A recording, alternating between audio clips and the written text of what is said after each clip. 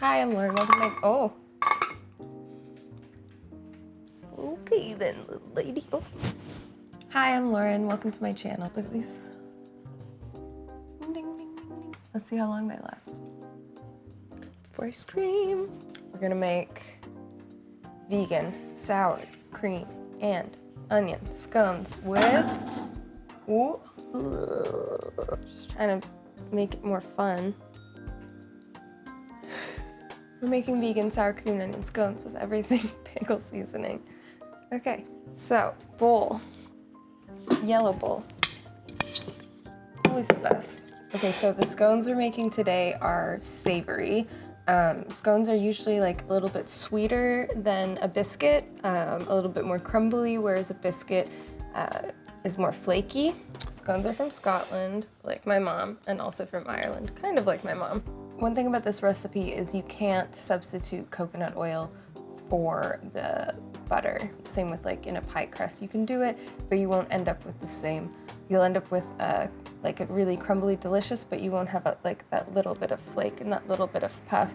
And because we don't have the gluten structure to support the sturdiness and the height of the scone as it puffs, we're gonna rely on everything that we've got.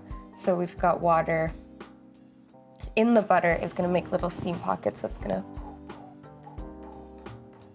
and that's gonna give us fluffy scones. This recipe is easy to make, not savory.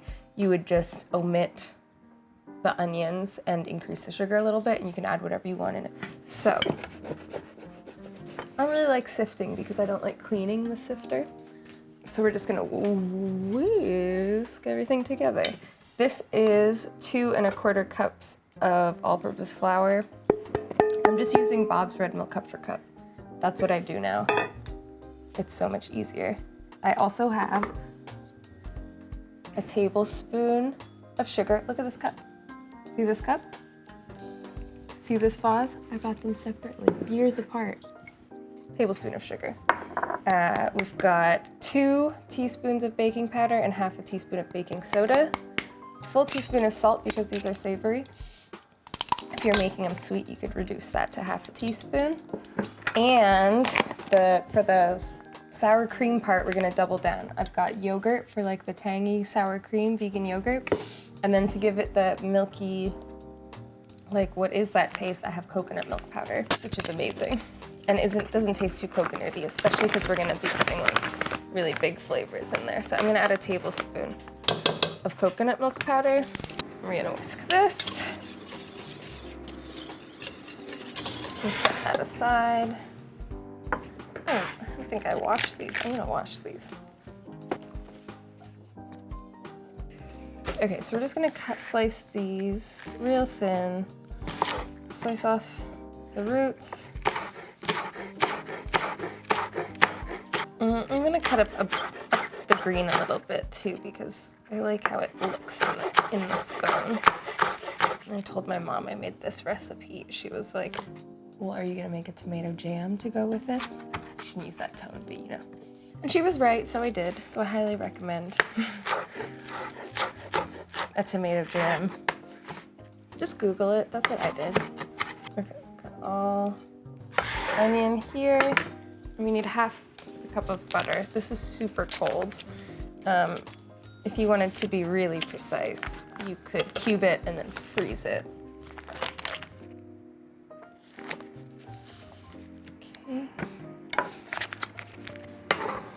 Okay, so I'm gonna make this into little cubes.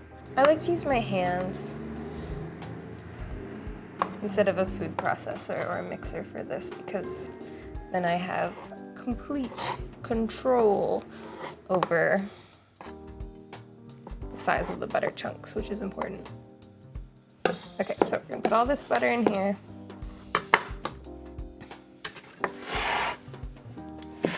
And cover it in flour, and then just pinch it. If your hands are hot, or it's a hot day, put your hands in the sink under cold water first. You wanna surround each piece of fat with the flour rather than combining it or mixing it together, because then it would have a gluey consistency rather than a crumbly consistency. Okay, so I'm doing this until most of my butter is in small pieces. So I've got a couple, I've got this, and then I've got a couple pieces that are big like this still, and I want them to be about chickpea sized. Bigger than you think. Like usually it's like until everything is crumbled, but these are what's gonna give us like a couple of bigger pieces. If we were making biscuits and we wanted them to be flaky, we would have stopped mixing a little while ago. Beautiful. Now we add the onions. I'm just gonna toss those.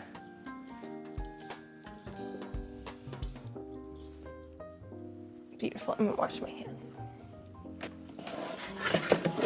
Okie dokie. Now I'm gonna add half a cup of vegan yogurt. This is unsweetened oat yogurt. It is my favorite one. Make sure you taste them before you use them because some vegan yogurts, I don't know how they get past taste testing. Fun fact, one of my many weird jobs is I used to work at like the place where people would come to do a taste testing. So they would come and taste like 6 different yogurts. It's a very specific example. That's it. There's nothing else to the story. Okay, so this is when we're gonna have to use our eyes. So this looks pretty crumbly. My flour could be kind of dry today. I need to add a little bit more yogurt. Different brands are more dry than others.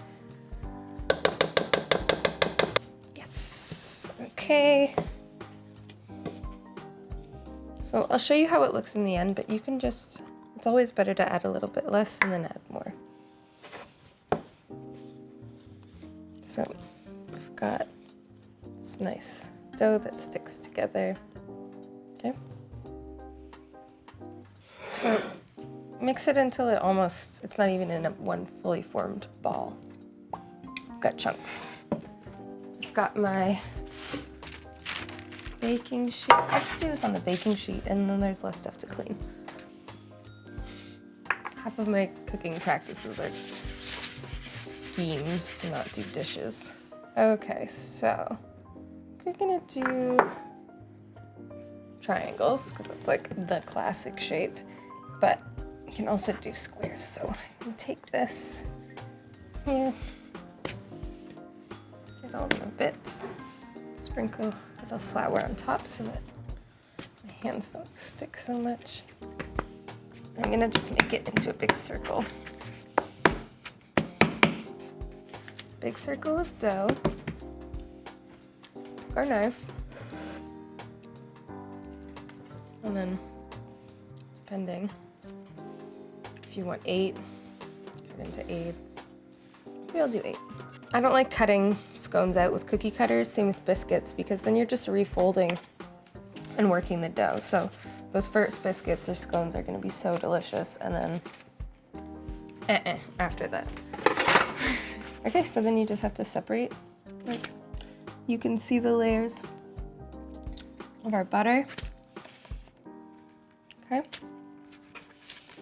You could totally pop these in just like this. They'd be so good. Even better, we're gonna brush them with milk, put some flaky salt on top. Even better, I have some everything bagel seasoning here that I made. If you live in America, you can buy it at Trader Joe's. If you're in Canada like me, I don't know where you can get it. I just Googled how to make this and then I made it. Okay, so I'm just brushing these with some oat milk to help the bagels stick and so that they are shiny and beautiful. This is the point pre-brushing with milk also, where if you wanted to freeze them to bake them later, you could pop them in the freezer, put them in right on the tray, and then when they're frozen, you can put them in a bag or a container. Bomb.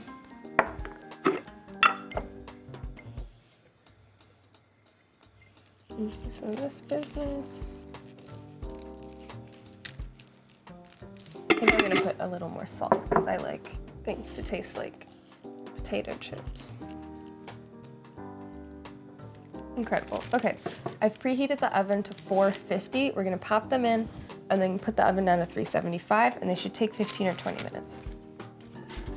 Oh, forgot about the steam.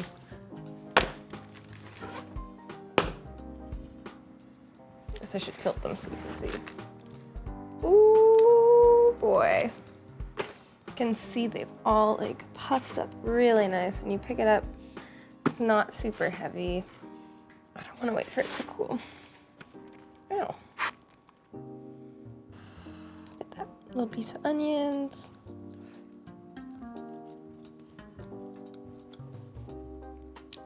Yum. It's like very crispy and crumbly on the outside and tender. Mmm. Wow.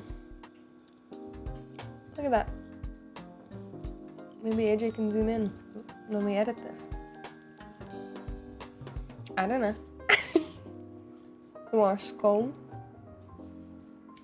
Okay, that's that. You could eat this with like butter, like a vegan cream cheese would be really good.